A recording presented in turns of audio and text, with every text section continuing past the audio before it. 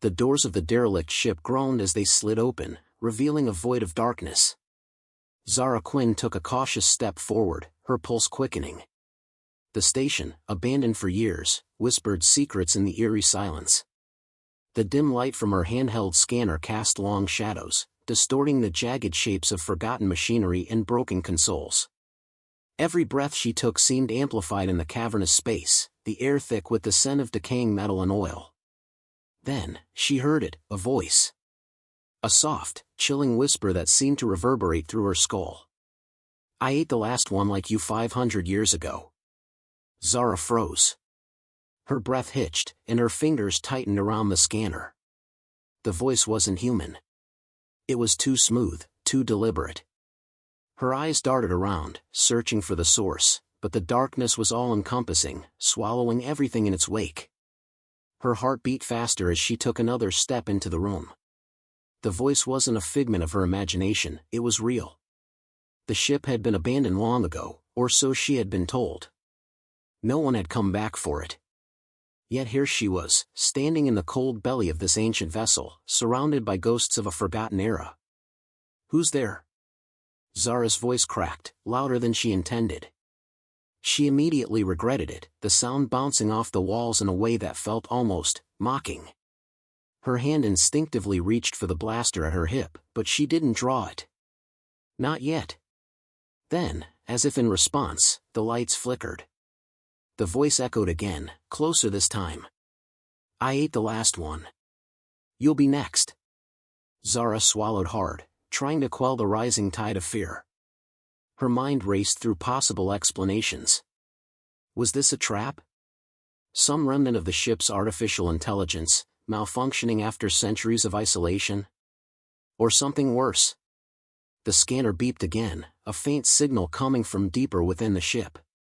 Zara's instincts screamed at her to turn back, but something kept her moving forward. She had to know. She had to understand. As she made her way through the darkened corridor, the faint hum of machinery felt more like a living creature than any technology she had ever encountered. It was as if the ship itself were breathing. Her footsteps echoed, sharp and deliberate, as if the vessel was listening, waiting. Then, just as the tension reached a boiling point, she stepped into a large, open room. The lights flickered to life, bathing the space in a sterile white glow.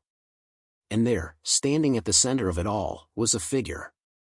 A tall, slender woman with violet skin, her hair cascading in platinum waves that shimmered like starlight. Her eyes were hidden beneath a veil of translucent fabric, but Zara could feel them on her. Intense. Knowing. Sira V'rak. Zara's breath caught in her throat. The widow of V'rak, the alien leader. The woman whose proposal had brought Zara here in the first place. "You shouldn't have come," Sira's voice rang out, calm yet laced with something deeper, something Zara couldn't quite place. Zara fought the urge to recoil. "I didn't have much of a choice," she said, her voice betraying a mix of defiance and uncertainty. "You said you needed my help. I'm here." Sira stepped forward, her movements fluid, almost predatory. She had the grace of someone who'd been born into a world of power, someone who had seen it all. Her gaze never left Zara, her presence suffocating. "You think I need you?" Sira's lips curled into a smile that didn't quite reach her eyes. "No. I brought you here because you have something that can help me claim what's mine." Zara's mind raced, the weight of the situation crashing down on her. She had been a scientist, an observer of patterns, not a player in galactic politics. The proposal Sira had made, that they marry so Zara could help claim V'rak's fortune and bring peace, had seemed absurd. But now, standing in front of this woman, Zara realized it wasn't just a political move. It was survival. "You want me to marry you?" Zara's voice was barely a whisper, the absurdity of the idea making her dizzy. "For power. For control. For peace?" Sira nodded slowly. "For everything." Zara took a step back, her mind reeling. "And you think I'll just agree?" The silence between them thickened, the weight of unspoken words hanging in the air. The tension was palpable, but Sira wasn't looking for a quick answer. Her eyes, though hidden, felt piercing, as though she could see through Zara's soul. "V'rak is dead, Zara," Sira said softly, her voice now strangely tender. "And I am alone in a universe that will eat me alive. I have no choice but to play this game. And you, my dear scientist, are the key." Zara stood frozen, caught between disbelief and the crushing reality that this wasn't just about politics, it was about survival. Her survival. The survival of everyone she cared about. "What happens if I refuse?" Zara asked, her voice steady but filled with the faintest tremor. Sira's lips parted in a quiet laugh. "Refuse? There is no refusing. This galaxy doesn't allow for refusal, not when everything is at stake." Zara's pulse quickened.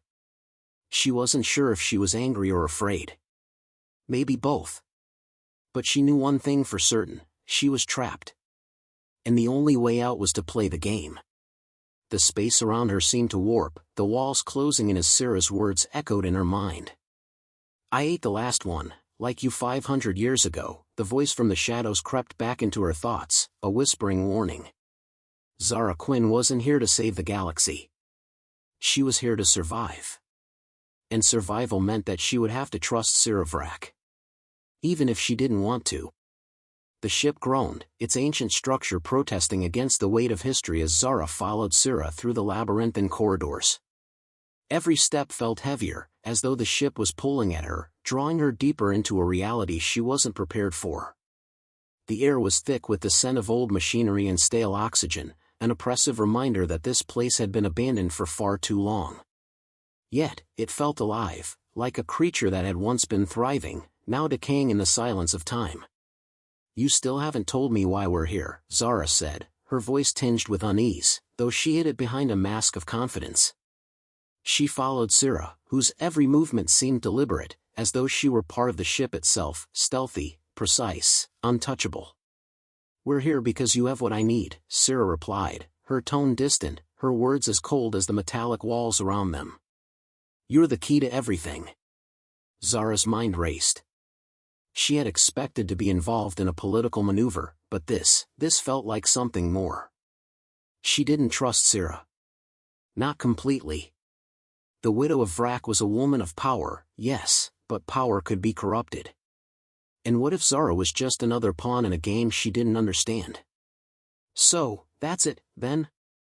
I'm your pawn?" Zara's voice dripped with frustration, a tinge of vulnerability she couldn't quite hide.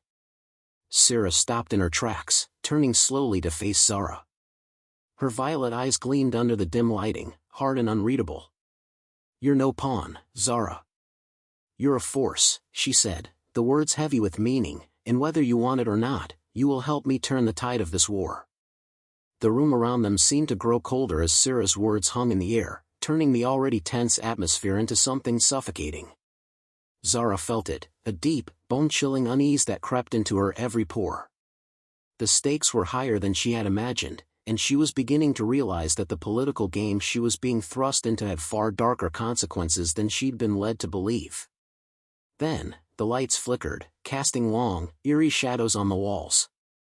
Zara's hand instinctively reached for her blaster, but Sira's voice, calm and collected, stopped her. "Stay calm. They're here." Before Zara could respond, a loud crash echoed through the ship, followed by the sharp hiss of pressure doors opening. In the span of a heartbeat, a group of armed soldiers materialized from the shadows. Their movements were swift, efficient, as they surrounded Zara and Sira, weapons drawn. Zara's heart pounded in her chest, but she didn't flinch. This was exactly the kind of chaos she had expected. "You brought them here?" Zara asked, her voice a mix of disbelief and anger. "Is this how you turn the tide?" Sira didn't flinch, her expression unchanging. "Not all battles are fought with words, Zara," she said coolly. "Sometimes, you have to make a point." The soldiers advanced, but Zara wasn't about to be anyone's target. She reached for a nearby console, her fingers flying across the interface as she hacked into the ship's security systems.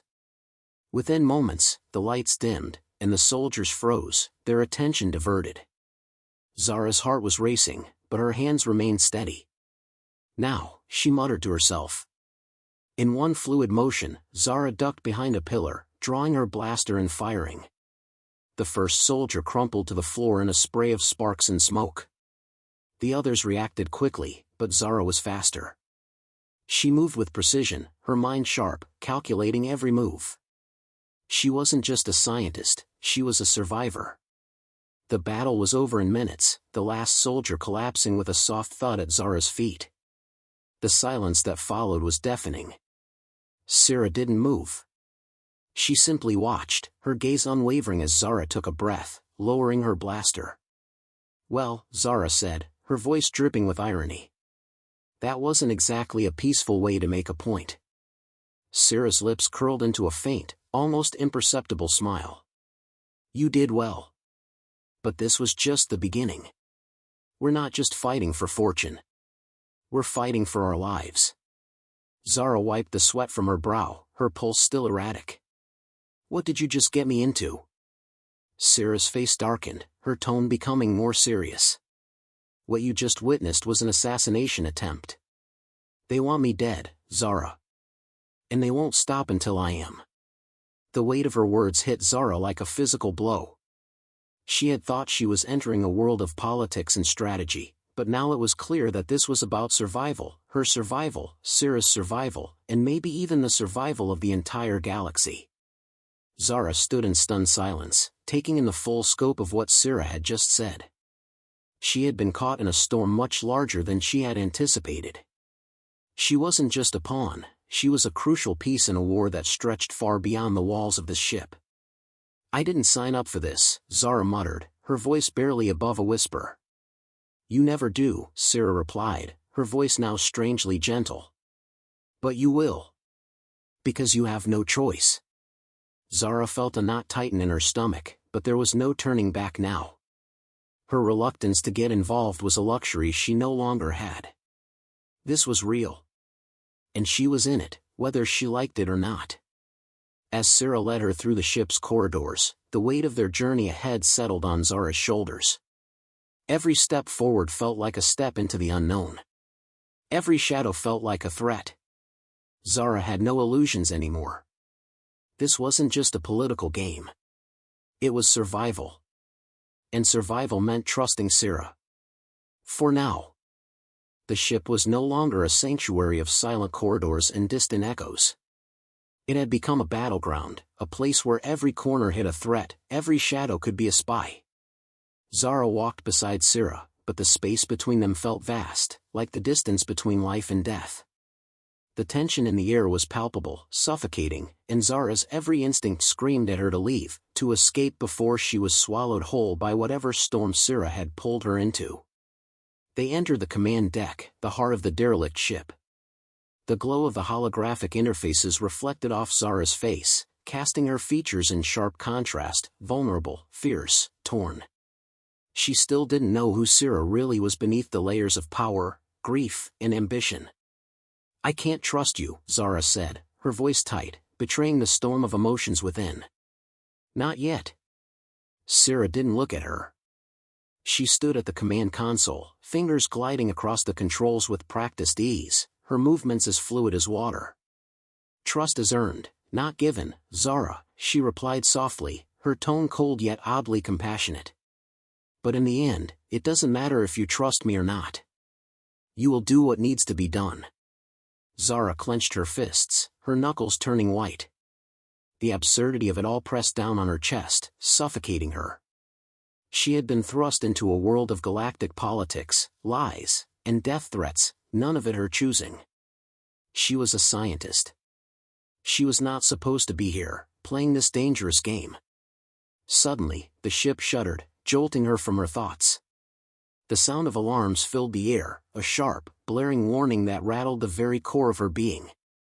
Sira remained unfazed, her fingers moving swiftly over the console. "Another attack," Sira said, almost casually. "They found us." Zara's heart skipped a beat. This wasn't just about politics anymore. It was personal. Someone wanted them dead. And whoever they weren't going to stop until they succeeded. "Who are they?" Zara asked, her voice barely more than a whisper, the weight of the question making her throat tighten. Sira glanced at her, her expression unreadable. Former allies. The ones who helped V'rak rise to power. Zara's stomach churned. You're telling me they were on our side once? Sira nodded slowly. That was before V'rak's death. Before everything started falling apart. Now they want what's mine, and they'll kill anyone who stands in their way. Before Zara could respond, the ship lurched again, harder this time.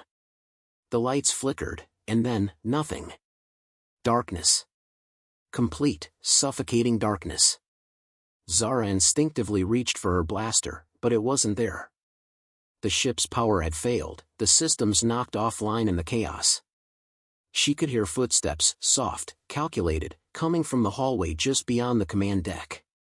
Too many to count. We have to move, Sira said, her voice steady despite the panic brewing around them. They sprinted down the corridor, weaving through the twisting hallways. Zara's breath came in ragged gasps, but she didn't stop. She couldn't. Not when her life, and Sira's, was on the line.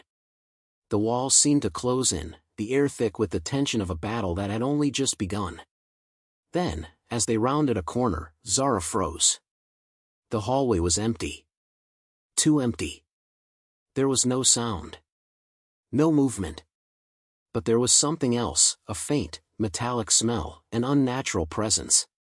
Zara's instincts screamed at her to turn around, but it was too late. A sharp click echoed through the silence, followed by the unmistakable hiss of a weapon being primed. Zara spun around, her eyes locking on Sira. You, Zara whispered, her heart sinking. The world seemed to slow, each second stretching into eternity. The truth was impossible to grasp, yet it was right in front of her. Sira's eyes met hers, calm, unblinking, unreadable. A flash of something, guilt, perhaps, passed across her face, but it was gone in an instant. The soldiers, once loyal allies, stood behind her, weapons drawn. I'm sorry, Zara, Sira said, her voice as cold as ice. But you were never meant to be a partner. The betrayal hit like a physical blow. Zara's body trembled, and for a moment, she couldn't breathe. Her thoughts scattered like leaves in the wind. This wasn't supposed to happen. Sira was supposed to be on her side. But now it all made sense. The marriage. The manipulations. The lies. I trusted you, Zara's voice broke as the words tumbled out, the sting of betrayal settling deep in her chest. Sira's face softened, but only for a moment. You didn't trust me. You trusted the illusion of what you thought I was. Before Zara could respond, Sira's hand shot up, signaling the soldiers to lower their weapons. But the damage had been done. Zara's heart raced, her thoughts a chaotic storm of disbelief and anger. You're not going to kill me, Zara said, her voice shaky but defiant. She wasn't ready to die. Not like this. Not betrayed by the one person who had promised to help her. Sira stepped forward, her eyes narrowing as she assessed Zara with a cold, clinical gaze. No, Zara. I'm not going to kill you. Not yet. You're still useful. But you'll understand soon enough. She paused. You always were. The words stung, their implications far deeper than Zara could process in the moment. She had been a tool, a weapon in Sira's hands all along. Her purpose was never her own. The tension between them thickened, the air so thick it felt like it might crush Zara. Her hands trembled at her sides, but she refused to show weakness. She couldn't. Then, just as quickly as it had begun, the soldiers turned and retreated into the shadows, leaving Zara alone with Sira in the cold, unfeeling darkness of the ship. Sira's cold smile lingered, like a fading ghost. You'll survive, Zara. But this isn't the end. It's only the beginning. And with that, she turned, walking away, leaving Zara standing in the darkened corridor. Alone. Betrayed. But not broken. Not yet.